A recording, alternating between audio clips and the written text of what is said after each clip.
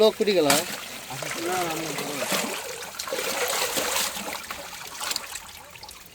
করতে কোন আবার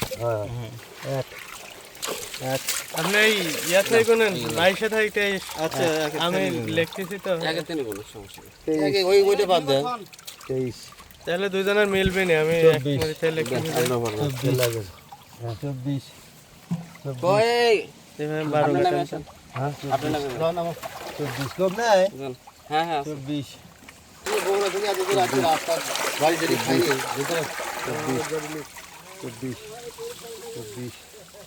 24 ওগুলো পা দিয়ে তুই 25 25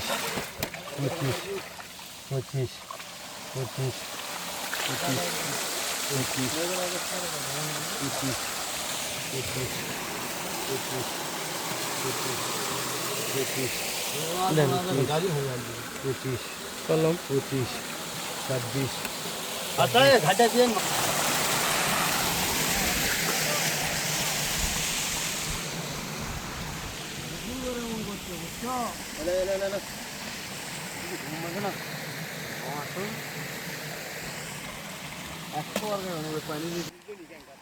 আসসালামু আলাইকুম দর্শক, আজকে চাচার পুকুরে পাবদা মাছ ছাড়া হচ্ছে। আমাদের সব পুকুরে মোটামুটি ছাড়া শেষ। আজকে এই পুকুরে ছাড়া হচ্ছে। এই পুকুরটা এবার নতুনভাবে মেরামত করা হয়েছে। মেরামত করে আবার পাবদা মাছের পোনা ছাড়া হচ্ছে। এই যে এটা চাচার পুকুর এটা।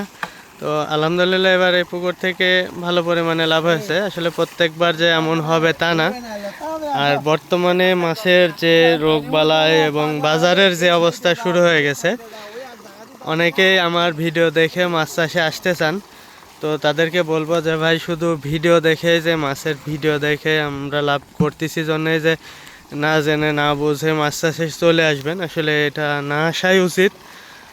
জেনে বুঝে রোগবালাই কেমন, এখানে কেমন কি হতে পারে, এটা জেনে তারপরে মাছ চাষে আসবেন ভাই। কেউ আমার ভিডিও দেখে লোভে পড়ে মাছ চাষে আসবেন না, কারণ বর্তমানে মাছের বাজার প্রচণ্ড খারাপ এবং মাছে প্রচুর পরিমাণে রোগবালাই হচ্ছে। খাবারের দাম সব কিছুই বেশি। তো জেনে বুঝে তারপরে মাছ চাষে আসবেন সফলতা পেতে হলে। আর নতুনরা যারা আসতে যাচ্ছেন, না বুঝে আসলে ক্ষতিগ্রস্ত হতে পারেন।